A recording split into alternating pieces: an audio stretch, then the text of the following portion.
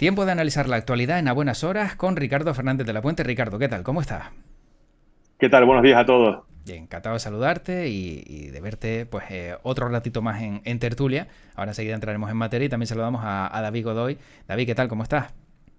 Hola, muy buenos días. Pues bien, ahí vamos un poquito agripados. Antes estaba acordándome que creo que la última tertulia que hice antes de las elecciones también estaba un poco agripado, así que no sé si eres tú que me llamas a la gripe. Oye, eso es de lo peor que habían dicho. Voy a decir hoy, porque por lo general me dicen cosas malas, pero ya hoy, ya es la primera, digamos, y no, tampoco me dirás que, bueno, que desde la última vez que estuvimos en tertulia a hoy no te has recuperado, sino que fue aquella Sí, vez y sí, ahora, sí, ¿no? no, además estaba bien, fue anoche Vale, y ya me desperté con un poco de malestar en la garganta y los mocos, o sea que claro. estoy comenzando. Bueno, haremos la prueba para la próxima vez que entremos en tertulia, como ya tengas cualquier problema de respiratorio o algún tipo de resfriado, ya entonces ya pensaremos que a lo mejor soy como Sí, un virus te puede informático. causar baja. Efectivamente, sí, sí, sí. A ti no te pasa nada, ¿no, Ricardo? No, de momento no. Yo estoy bien, o sea que lo del mal bicho se lo damos todo a David. Vale. Que no que sea un mal bicho, No, cuidado, no, no, cuidado. no, exacto. Sí, sí, que quede claro, que quede claro.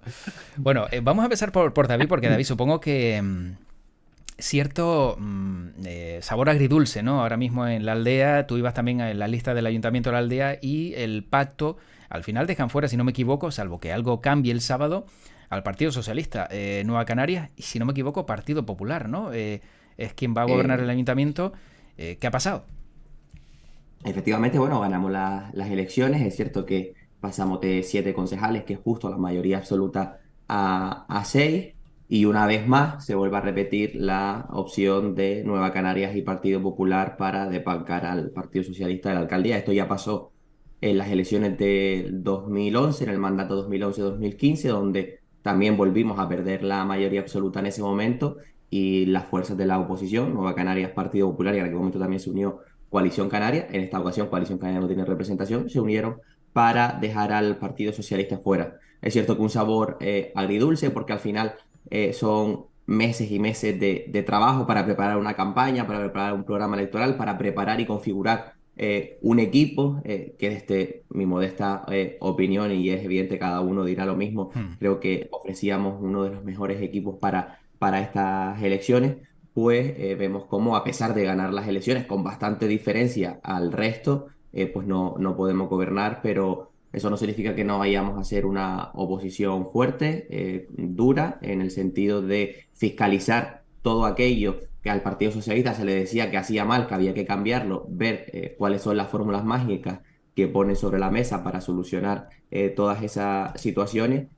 Y como sucedió ya en el anterior mandato, que hicieron exactamente lo mismo, que luego pasamos el Partido Socialista de 6 a 8 concejales, Hmm. y todos ellos bajando, estoy seguro que dentro de 4 años el pueblo de la aldea sabrá valorar el trabajo que el Partido Socialista hace siempre que está en el gobierno, y veremos otra vez recompensado la labor de gobierno y de oposición que llevaremos durante estos 4 años. Bueno, 4 años o a lo mejor vete tú a saber si la cosa se tuerce antes y cambia, ¿no? Que también se pueden dar, sobre todo en ayuntamientos, situaciones de ese tipo. Sí, bueno, hemos Hmm. visto en esta legislatura ha sucedido en diferentes Claro. Hmm. ayuntamientos donde los pactos que se iniciaban, los grupos de gobierno que iniciaban el mandato luego no acababan, a mitad se rompían, entraban, salían. Pero bueno, yo lo que espero es que por el bien también de la propia ciudadanía y por el Hmm. bien del propio pueblo haya estabilidad. Eso no significa que vaya a haber un buen trabajo, pero al menos que sí haya estabilidad, porque todos sabemos que cuando desde las instituciones no se da esa sensación de estabilidad y de trabajo, se transmite a la propia sociedad, Hmm. y al final hace que el pueblo, o la isla o Canarias, en el caso que sea, tenga esa sensación de estancamiento y de que las cosas no funcionan bien, y hace que todo se paralice. Por lo tanto, yo al menos sí espero esa sensación de estabilidad por el bien del municipio. Bueno, Ricardo, desde tu punto de vista, no sé si ha habido alguna alianza que te haya llamado la atención o crees que va a pasar algo el sábado que a lo mejor pues, pueda resultar sorprendente como pasó en su momento, ¿no? Hace 4 años en Santa Cruz de Tenerife, cuando parecía que iba a gobernar José Manuel Bermúdez y al final acabó gobernando Patricia Hernández. Desde tu punto de vista, ¿crees que va a haber algún girito, vamos a decirlo así, de la película en algún consistorio? Yo creo que a estas alturas está complicado, ¿no? Ya habiéndose ya conformado un pacto de gobierno y los cabildos más o menos también estar todos ya medio conformados.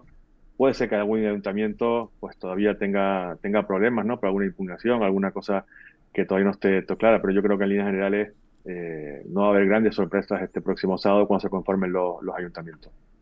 Bueno, el último que se está hablando, que quizá pueda ser, digamos, de esos pactos así, digamos, poco frecuentes, podría ser en La Laguna, ¿no? Ese pacto entre PSOE y Coalición Canaria, y que a lo mejor pues prescindan de Drago y de Unidas y Podemos. Bueno, según venía reflejado en la prensa de esta mañana, Mm, en la prensa escrita, creo que Coalición Canaria de momento solo ha dejado un poco aparcado y bueno, pues está esperando quizás la llamada del Partido Socialista, pero mm. por lo que yo leía o quise entender, de momento eso no está ni mucho menos cerrado y bueno, todavía hay tiempo para ver si se conforma un pacto con Coalición Canaria o un pacto con Drago y Podemos. Bueno, lo que sí está A mí claro, sí sí, David.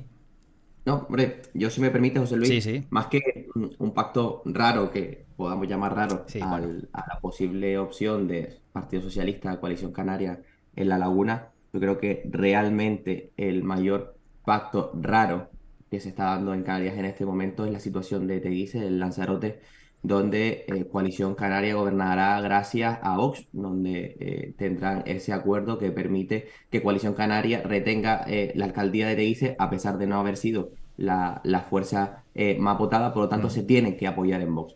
Un partido que se llama nacionalista, que se llama defender la autonomía de Canarias, que se llama a sí mismo defensor de nuestras raíces, de nuestra identidad propia, y lo que hace es llegar a un acuerdo con un partido que, por ejemplo, lo que quiere es acabar con las autonomías, que lo que quiere es acabar con esa identidad propia de los pueblos de España, diciendo que España es solo una, y no es así. O sea, a mí me llama la atención que Coalición Canaria, además, es un partido que por activa y por pasiva ha dicho que no llegaría nunca a acuerdos con Vox, pues mm. lo hace para así mantener el poder en un municipio, como decía, que ni siquiera la ciudadanía de ese municipio quiso que fuese la fuerza más votada. Eso sí es raro, y ahí se demuestra que hay otros intereses más allá de lo que son de la propia ciudadanía e incluso los intereses de la defensa de los ideales de cada partido. Porque yo entiendo que, y eso son las reglas de la democracia, que un Ujú. partido incluso con un concejal puede llegar a la alcaldía de ese municipio a través de acuerdos. Es la propia democracia, es la ley, hay que aceptarlo y se defienda además. Y Mm. yo lo defiendo que pueda ser así. Pero cuando lo haces con partidos en los que has dicho que ni por activa ni por pasiva y que además que son totalmente contrarios a tus ideales, a tus posicionamientos, yo creo que ahí lo que se demuestra es que no son intereses propios de la ciudadanía, sino son intereses propios de los partidos políticos. Mm, Hombre, yo creo que me parece muy bien el argumento que ha puesto David sobre la mesa, mm, pero eso también tiene que ser en otro sentido, ¿no? No hay que olvidar que el Partido Socialista dijo que nunca pactaría con Podemos, con Pablo Iglesias, y se apoyó su gobierno. Dijo que nunca pactaría con los asesinos de ETA, de Bildu, y se ha apoyado en muchas comunidades, en muchos ayuntamientos con Bildu. Dijo que la independencia de Cataluña no se negociaba y se ha sentado y ya se ha apoyado durante toda esta legislatura que ahora está a punto de terminar con Esquerra Republicana de Cataluña. Por tanto, vamos a hacer, o sea, me parece muy bien el argumento de David, pero esto es un argumento en doble sentido, ¿no?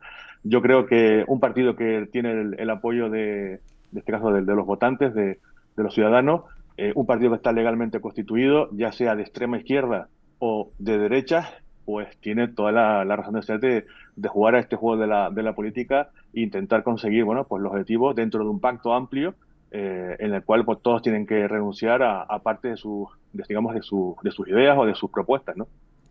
y, Si Vox es un partido legal constitucional, que así lo es, entonces entiendo mm. que también esa vara de medir se aplicará a Esquerra Republicana, al PDeCAT, a CiU, o como quieran llamarse ya, e incluso a Bildu. Es la misma vara de medir. Pero son cuestiones diferentes. Porque una cosa es lo que pactes tú con un partido, porque yo entiendo que por mucho que se pacte con Bildu, que es un partido plenamente democrático y constitucional, la subida del salario mínimo interprofesional, no se están negociando cuestiones ni de ETA ni de Movimiento de Liberación Vasca, como le llamaba el Partido Popular. Están hablando Bueno, cuestiones que afectan al día a día de la ciudadanía y además para beneficiarlos. Que se pacte con Esquerra Republicana la ley, la que sea, no se está cuestionando en ningún momento si Cataluña forma parte del Estado o no, porque recuerdo que precisamente al Partido Socialista y al gobierno de Pedro Sánchez no se le ha planteado ni una declaración unilateral de independencia, ni se han hecho referéndum, ni se ha cedido absolutamente nada que indique que Cataluña vaya a ser independiente. Por lo tanto, Bueno, pactos que tú puedas llegar Mm. con diferentes partidos políticos constitucionales y legales para el beneficio de la ciudadanía,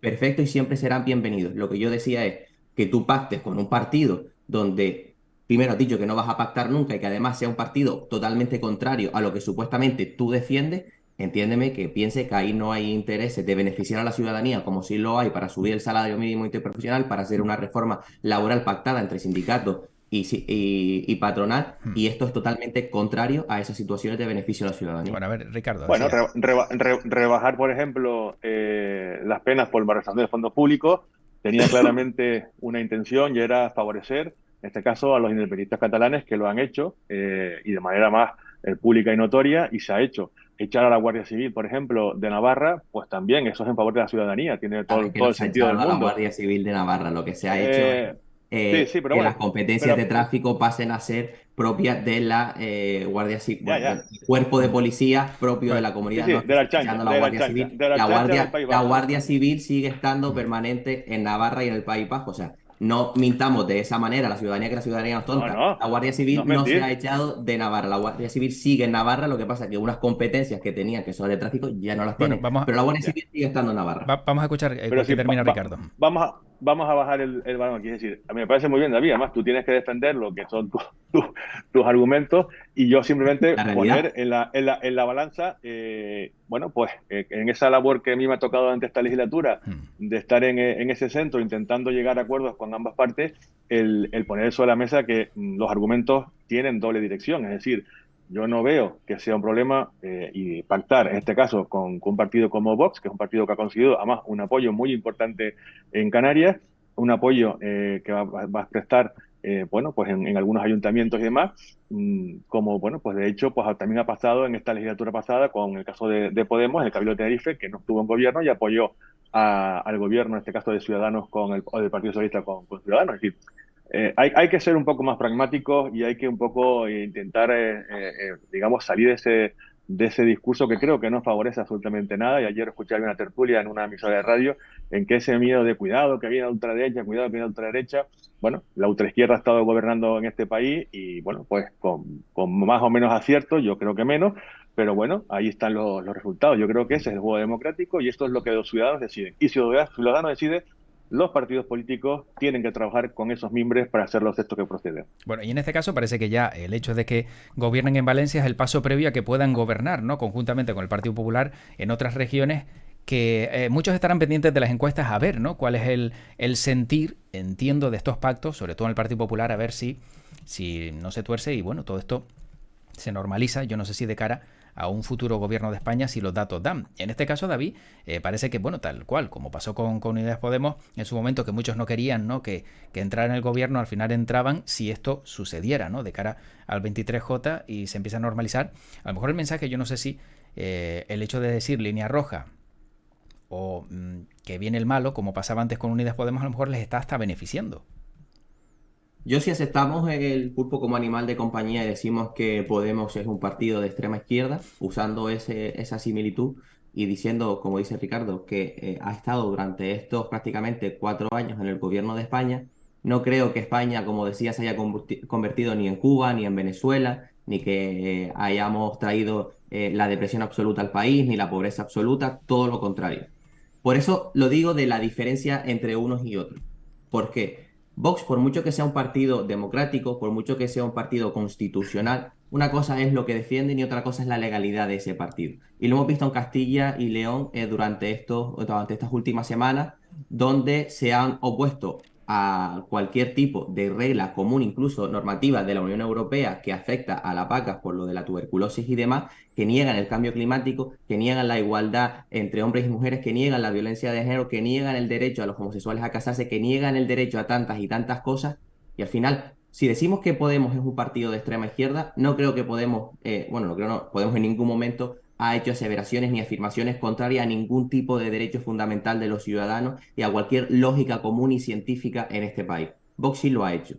Esa es la diferencia entre uno y otro, porque yo puedo tener un pensamiento de que las grandes fortunas tienen que pagar los más impuestos más que nadie, que yo creo que los impuestos son necesarios y que hay que tener una progresividad en los impuestos, y otros pueden pensar que los impuestos hay que acabarlos, que hay que bajarlos, etcétera. Esas son cuestiones totalmente diferentes. Pero cuando hay posicionamientos que atacan directamente a las personas, que atacan directamente a los derechos fundamentales de las personas, permítame que ahí sí tenga que decir Mm. que hay que poner un cordón sanitario a esas fuerzas políticas. En cuanto a cuestiones del día a día del ciudadano, de cómo nos organizamos, de cómo tenemos que crear ese conjunto de España y tengamos diferencias, como las tenemos con el Partido Popular o como las tenemos con el PNV, como las tenemos con Coalición Canaria o con Ciudadanos. Esas son cuestiones normales. Yo no sé qué va a pasar en las próximas elecciones generales. Lo que sí tengo claro es que si el Partido Popular depende gobernar de Vox, lo van a hacer. Mm. Y a mí me gustaría que el Partido Popular, por una vez en la vida, empezase ya a modernizarse, empezase a parecerse a los partidos hermanos de la Unión Europea y empezase a escuchar, por ejemplo, al Partido Popular Alemán, que claramente dice que con el partido de ultraderecha en su país nunca van a pactar y que nunca van a llegar a negociar absolutamente nada, aún dependiendo de ellos para poder tener un futuro gobierno de derecha. Y lo hacen, y son valientes, porque Mm. saben perfectamente a lo que se arriesgan, porque precisamente la derecha alemana sí ha condenado también todo ese pasado que vivió Alemania, cosa que, Bueno, por ejemplo, el Partido Popular en España se niega incluso a reconocer a día de hoy. Ricardo, para cerrar este tema y también saltar al siguiente, no sé si quieres aportar algo más.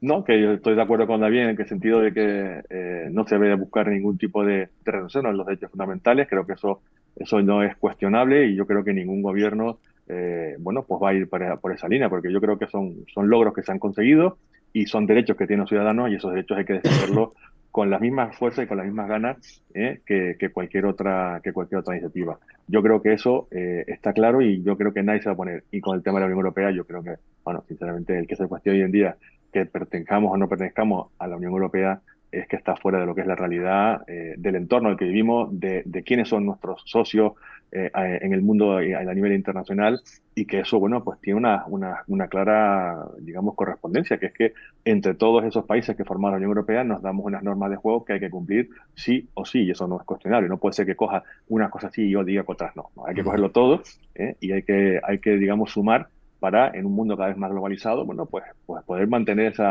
digamos, vamos a decir, fuerza, poca fuerza que tiene el antiguo continente, la Unión Europea, frente pues, a los grupos como pueden ser China o propio Estados Unidos, ¿no?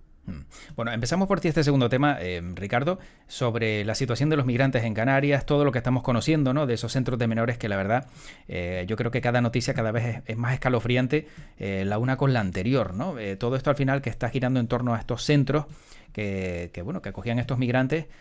¿Hasta qué punto hay algún tipo de responsabilidad, no sé si por parte del gobierno, de descontrol, realmente todo lo que está pasando, ¿no? Se podía haber evitado. ¿Qué opinas al respecto de todo lo que está pasando con esta fundación y también con la gestión de estos centros de menores? Bueno, a ver, lo primero habrá que hacer una investigación, creo, por dos partes. Por un lado, investigación, digamos, política, una comisión política que espero que se cree según arranque esta próxima legislatura para poder depurar responsabilidades y llegar al fondo, bueno, pues esas responsabilidades políticas que en una gestión de los fondos públicos presuntamente puede haber por esa malversación y ese uso indebido de esos fondos. Y digo presuntamente porque hasta que la justicia no se pronuncie, la presunción de inocencia, incluido en este caso, debe de ir por delante.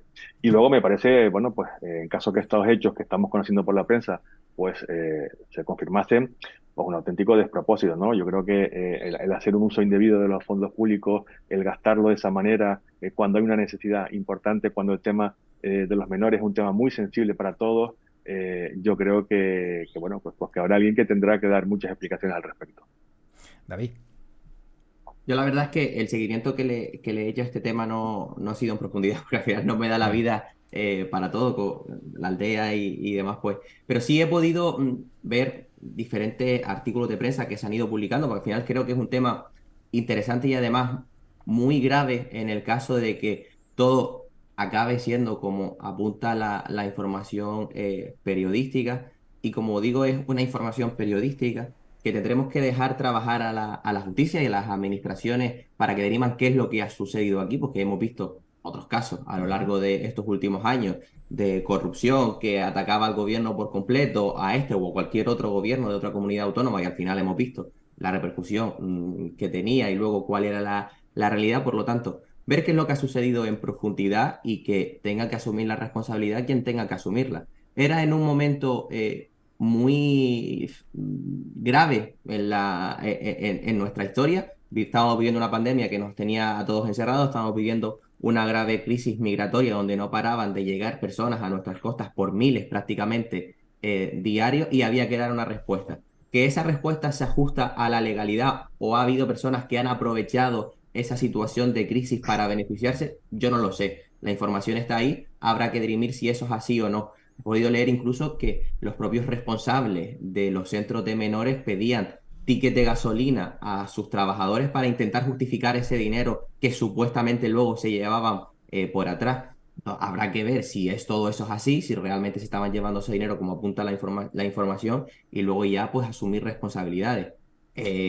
Lo que está claro es que como sociedad canaria tenemos que hacernos un planteamiento en profundidad de cómo vamos a asumir las próximas olas de inmigración, porque es que llevamos sufriendo durante 20, 30 años y lo seguiremos sufriendo los 20, 50 próximos años.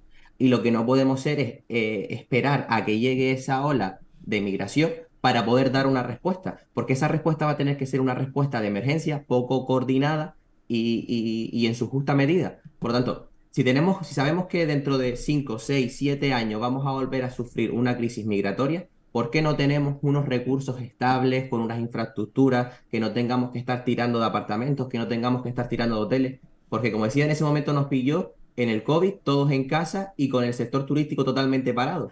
Pero si eso nos llega a pillar ahora, ¿cuáles son los recursos disponibles en este momento para hacer frente a esas 1.000 personas que nos llegaban diariamente? Porque actualmente es que no existen. Claro, lo que O pasa sea, es que sí, hay sí. que hacer ese pensamiento también y esa construcción desde Canarias de qué vamos a hacer con las futuras olas de migración que nos van a llegar, porque es inevitable. Claro, lo que pasa es que, como iba a decir, que si hay problemas de vivienda en Canarias, ¿no? Que cuesta que se haga vivienda en Canarias, y vemos lo que se tarda, ¿no? En hacer vivienda, no entiendo ni siquiera también pues cómo pueden tardar a lo mejor también pues para tener esos centros, como tú bien indicas, que estén habilitados y que no sean otras fundaciones que los hagan. Pero, digamos, ideología política aparte. Ricardo, ¿te convence que la consejera del área solo haya enviado un comunicado, no haya dado una rueda de prensa, no haya dado unas explicaciones más, digamos, más extensas al respecto, y solo haya basado, digamos, pues su respuesta en que ella no era la responsable, ¿no? Y que había un técnico habilitado que era quien firmaba todo esto? Hombre, a ver, yo creo que cuando uno está al frente de un departamento del gobierno de Canarias es responsable de todo lo que ocurre, ya sea bueno o sea malo. Es decir, ya sea porque uno no se entera y están haciendo cosas a sus espaldas, que es lo que ha habido a hacer la consejera, Mm. o porque, bueno, porque directamente pues lo permite o lo conoce, ¿no? Yo creo que en este caso, insisto, lo decía antes David, hay que partir de la presunción de inocencia. Es decir, porque como antes bien decía Mm. también David, no será el primer caso en el que, bueno, pues un tema se vuelve muy mediático y hacemos un juicio paralelo antes de que la justicia actúe. Pero dicho todo esto, yo creo que sí merecía unas más amplias explicaciones, una más amplia información. También es verdad que ha cogido al Parlamento pues en funciones y prácticamente con Mm. la obligación ya vencida, porque si esto hubiese sido pues hace 4, 5, 6, 8 meses que se hubiese producido, desde luego sí que se hubiese producido digamos, una actuación más contundente, Mm. al menos desde el punto de vista parlamentario, por los diferentes grupos que lo conformaban. Mm. David, muy rápidamente, también para cerrar este tema. Yo precisamente antes ponía el ejemplo de lo de los tickets, porque claro, tú cuando tienes una norma que permites a los centros que los gastos en gasolina, por ejemplo, lo puedes justificar del dinero que se te da, Mm. pues como tú con todas sabes si esa gasolina realmente se ha gastado o no para el uso del centro y lo que conlleva toda esa actividad. Claro. Entiendo que tiene que haber una responsabilidad, no sé de quién es esa responsabilidad en la actualidad, porque tampoco sabemos la envergadura del problema y si realmente es así o no, pero está claro que cuando todo esto se esclarezca o tengamos información, al menos judicial, más fiable y contrastable, pues evidentemente alguien tiene que asumir la responsabilidad de lo que ha sucedido durante estos 2 últimos años. Bueno, último tema muy rápido porque apenas tenemos 3 minutos. David, en un minuto, como ambos han sido parlamentarios, Cáritas vuelve a poner un informe sobre la mesa que pone los pelos de punta, ¿no? O sea, sube la pobreza respecto a 2019 en Canarias. Muy rápidamente, ¿qué pasa?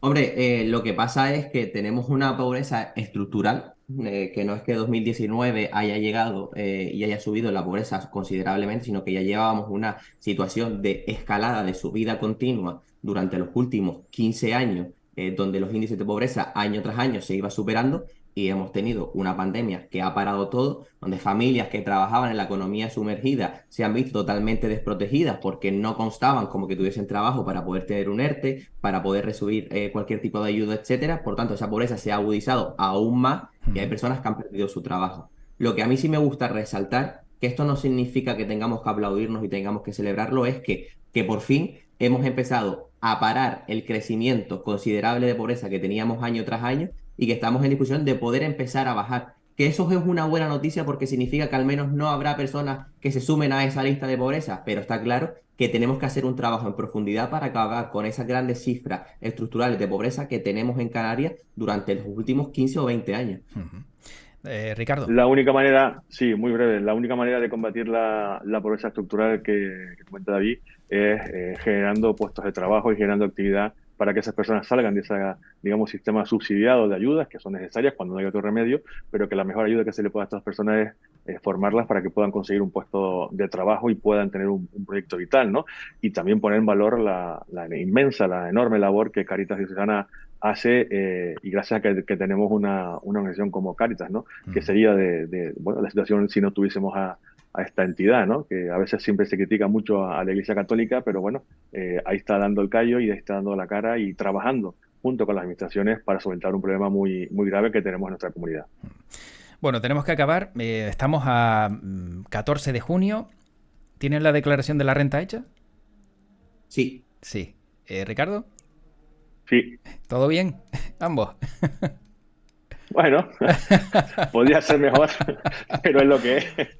¿Te das cuenta que cuando hablamos de agencia tributaria o renta, las respuestas nunca son del todo, digamos, felices, ¿no? Yo además, más importante, no hay que dar pistas. No efectivamente, sí, exacto. yo además soy de los que todos los años Sí. la hago, normalmente empieza, no me acuerdo cuál fue el día real, creo que fue el 12 de abril, Sí. pero claro, empieza con la hora peninsular, por lo tanto el del día 11 a las 11 de la noche, los canarios ya podemos acceder a la información fiscal y yo siempre voy corriendo a esa hora, a ese día, para o dormir tranquilo o no dormir.